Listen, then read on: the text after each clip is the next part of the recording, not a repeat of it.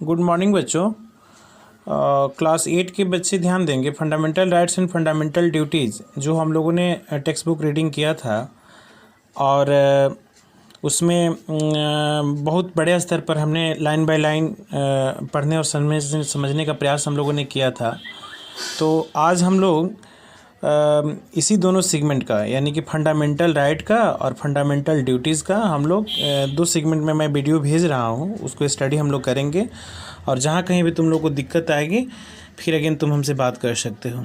तो देखो, ये फंडामेंटल राइट्स जो है हमारा, जिसको हम लोग मौलिक अधिकार कहते हैं, ये संविधान के भाग 3 में आर्टिकल 12 से 35 तक का डिटेल्स है, जिसमें तुम्हारे बुक में आर्टिकल नहीं दिया है, बट आर्टिकल एनालिसिस के बेस पर हम बार बार इसको समझाते और बताते चले आ रहे हैं। जिसमें 6 हमारे फंडामेंटल राइट तुम्हें प्रदान किए गए हैं, प्रोवाइड किए गए हैं। पहला है राइट टू इक्वलिटी, जिसको हम लोग समानता का अधिकार कहते हैं। राइट टू फ्रीडम, स्वतंत्रता का अधिकार। राइट अगेंस्ट द एक्सप्लॉयटेशन, शोषण के विरुद्ध अधिकार। Right to freedom of the religion, ये धार्मिक स्वतंत्रता है 25, 26, 27, 28 तक, है ना। ये कल्चरल एंड एजुकेशनल राइट है ना, ये माइनॉरिटीज़ वगैरह का डेवलप करने का हमारा है। And right to the constitutional remedies. तो इसमें एक्चुअली है क्या कि किसी के स्टूडेंट ने पिछले दिन पूछा था कि सर ये फंडामेंटल जो हमारा राइट होता है उसका क्या इंपॉर्टेंस है।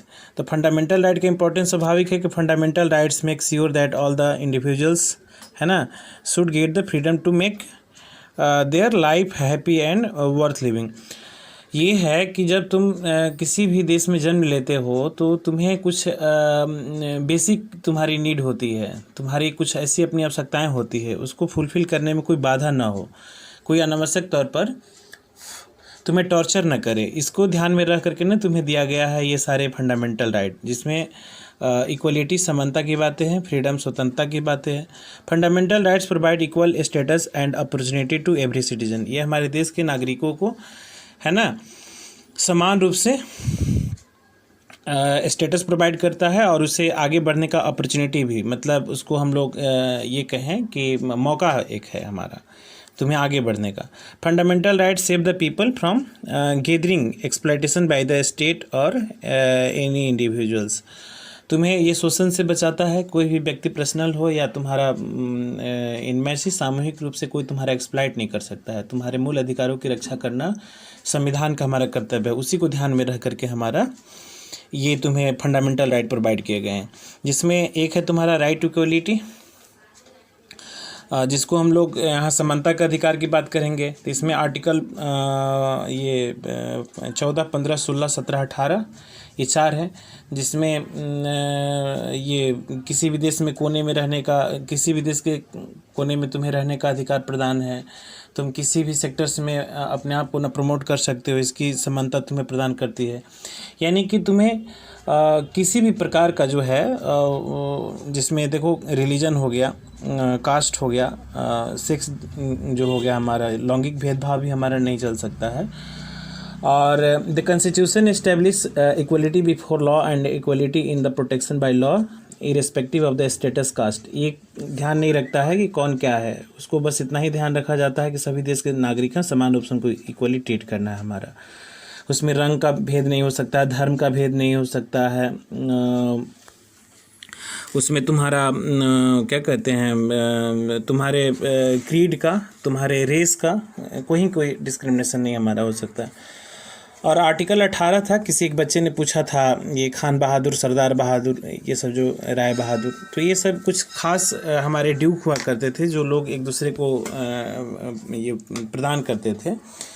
तो इसको भी ना हटा दिया गया है और केवल सिटीजनशिप अवार्ड या गैलेंट्री अवार्ड, बस केवल जो सरकार प्रोवाइड करे उसी का मिलता है। और ये सबको एबॉलिश कर दिया गया। देश की आज़ादी के बाद से अभी कोई विशिष्ट नहीं है, आम और ख़ास सब समान है, चाहे राष्ट्रपति हो या तुम्हारे देश के सामान्य व्यक्ति हों, ठीक है। इसके बाद नेक्स्ट है तुम्हारा राइट टू फ्रीडम। तो फ्रीडम में तुम्हारा है क्या, पार्टिसिपेट एनी प्रोफेशन, है ना, एनी ऑक्यूपेशन, एनी बिजनेस, है ना। तो तुम किसी भी देश के कोने में जा कर के इन चीज़ों को तुम कर सकते हो, तुम जॉब प्रोफेशन को अपना सकते हो, ठीक है ना। देखो इंटीग्रिटी ऑफ इंडिया, ये देश के हमारी संप्रभुता और अखंडता के लिए एक हमारा बहुत इम्पॉर्टेंट मतलब एक फंडामेंटल राइट देश के सिटीजन्स को प्रोवाइड किया गया है। आज देखो कोरोना मैटर के कारण ये अन्य देशों में राज्यों में रहने वाले प्रवासी मजदूर काम करने वाले कितनी संख्या ज़्यादा है, तो कोई उसमें रोक टोक नहीं कर सकता है। यानी कि हम क्षेत्रीय स्तर पर ना कोई डिस्क्रिमिनेशन पैदा नहीं कर सकते हैं। हमें पूरी नेशनल आइडेंटिटी के साथ में हमें जीना चाहिए। इसमें आर्टिकल 19 है, व्यक्ति की आज़ादी है। आर्टिकल 20 है, 21 जीने की आज़ादी है, तुम्हारा लाइफ को सुरक्षित रखने की बात की गई है। और आर्टिकल 22 भी है, दुर्व्यवहार से तुम्हें बचाता है। ठीक है, नेक्स्ट है राइट अगेंस्ट एक्सप्लॉयटेशन। ये 23 और 24 है, जिसमें बंधुआ मजदूरी और चाइल्ड प्रोटेक्शन एक्ट इसमें दिया भी होगा। 14 साल तक के बच्चों को ना हजारस वर्क में हम नहीं लगा सकते हैं। और ये किसी भी को ना बंधुआ मजदूरी नहीं, खास करके जो जिनकी इकोनॉमिकल स्थिति ख़राब होती है, सोशल स्टेटस, जिसमें शेड्यूल कास्ट हमारे, अनुसूचित जातियाँ, अनुसूचित जनजातियाँ, और जो बैकवर्ड क्लास हमारा। बैकवर्ड क्लास का संदर्भ हमारा ये हुआ कि मतलब यहाँ क्लास कहेंगे, जाति का ही एक क्लास ग्रुप हमारा है, लेकिन इसकी स्टडी हम लोग कास्ट के बेस पर नहीं, क्लासेस के बेस पर करेंगे, वर्ग के आधार पर करेंगे। चूँकि इसमें पिछड़ेपन का बहुत सारा कारण है। तो पिछड़ेपन में आमतौर पर सामाजिक और हमारा शैक्षणिक पिछड़ेपन का उसमें संदर्भ दिया गया है। जो व्यक्ति, तो ये कुछ जातियां हैं हमारी जो लोअर कास्ट होती है और जो बैकवर्ड कास्ट होती है, वही इस ग्रुप में इसमें लोग आते हैं। जैसे बिहार में तुम देखोगे यादव हो गए, ये कुर्मी हो गए, और भी अन्य इस तरीके की जातियां हैं जो मतलब जिसका क्लासिफिकेशन ओबीसी में हुआ होगा, सब बैकवर्ड का क्लास में आते हैं हमारे। उनके यहाँ शैक्षणिक थोड़ा सा पिछड़ेपन देखने को मिलता है। उनके यहाँ ये आर्थिक पिछड़ेपन भी देखने को मिलता है हमारा, और सोशल बैकवर्डनेस तो कॉमन वहाँ पर है ही। तो उसको प्रमोट करने का प्रयास, और ये प्रायः जो है हमारे समाज में उपेक्षित रहते हैं, जिसको हम लोग मार्जिनलाइज कम्युनिटी भी कहते हैं। इनकी हालत और ख़राब है, एससी और एसटी का। ठीक है, तो ये 24 और 25 हमें बंधुआ मजदूरी और चाइल्ड प्रोटेक्शन, यानी कि बच्चों को भी ना इससे बचाने का हमारा प्रयास करता है। Right to freedom of religion, ये 25, 26, 27, 28 तक है। यानी कि तुम्हारा कोई भी व्यक्ति किसी भी धर्म को अपना सकता है, जैसे हिंदू, मुस्लिम, सिख, ईसाई, जैन, बुद्ध, ईरानी, पार्शियन, मतलब जो भी इस तरीके का जितने भी धर्म संप्रदाय हैं हमारे। देखो, people can propagate the religion of their choice and construct places of the worship. वो अपना बना सकते हैं, अपनी धार्मिक मान्यताओं को ना एक अंजाम दे सकते हैं, इसके लिए कोई मनाही नहीं है।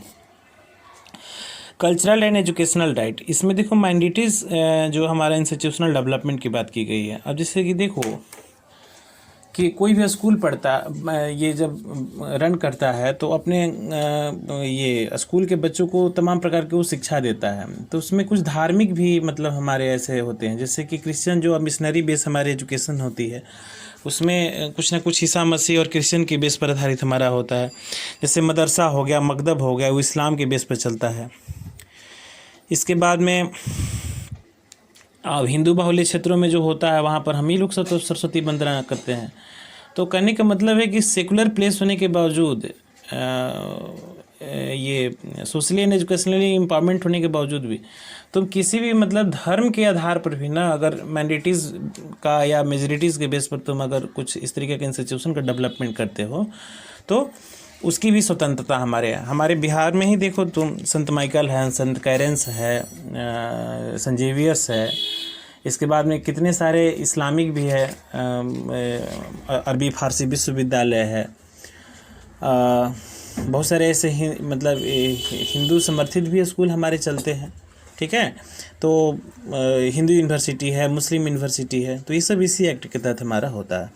नेक्स्ट है राइट टू कॉन्स्टिट्यूशनल रेमेडीज़, ये है संवैधानिक उपचारों का सिद्धांत। कॉन्स्टिट्यूशनल रेमेडीज़ में हमारा ये 32, 33, 34, 35 ये 4 हमारा कंप्लीट होता है। उसमें कुछ हमारे ये राइट्स प्रोवाइड किए जाते हैं हमारे ये सुप्रीम कोर्ट और हाई कोर्ट को, जो तुम्हारे अधिकारों की सुरक्षा की बात करता है।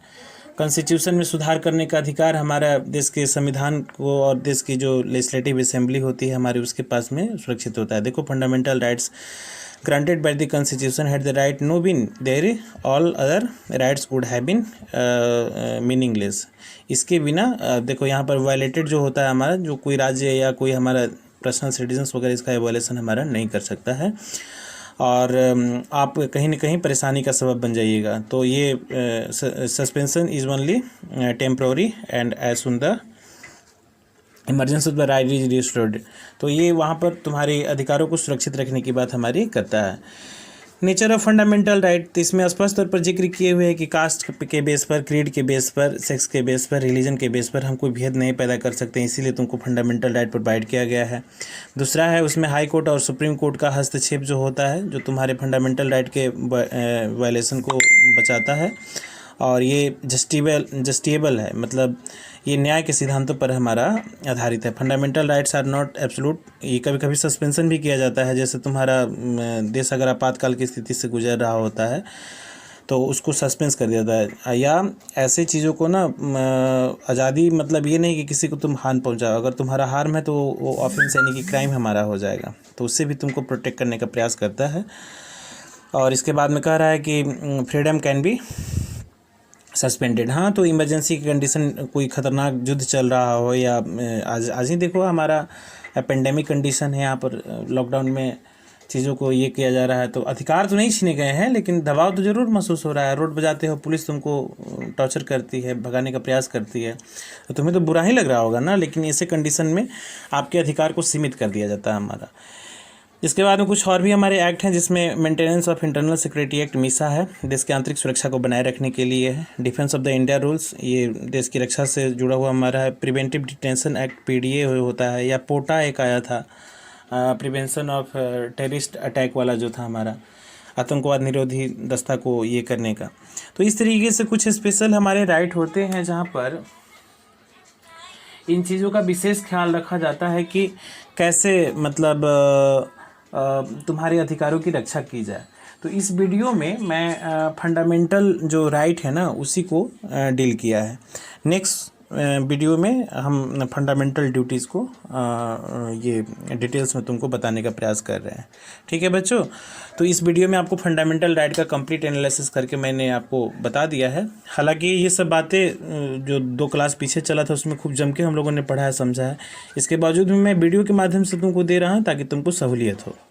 ठीक है बच्चों, चलो, तो इसमें आप इन चीज़ों को करिए, और इसके बावजूद भी मैं फिर से अपील कर रहा हूँ कि अगर कोई दिक्कत आता है then obviously you can ask me any questions. Okay, चलो, ओके।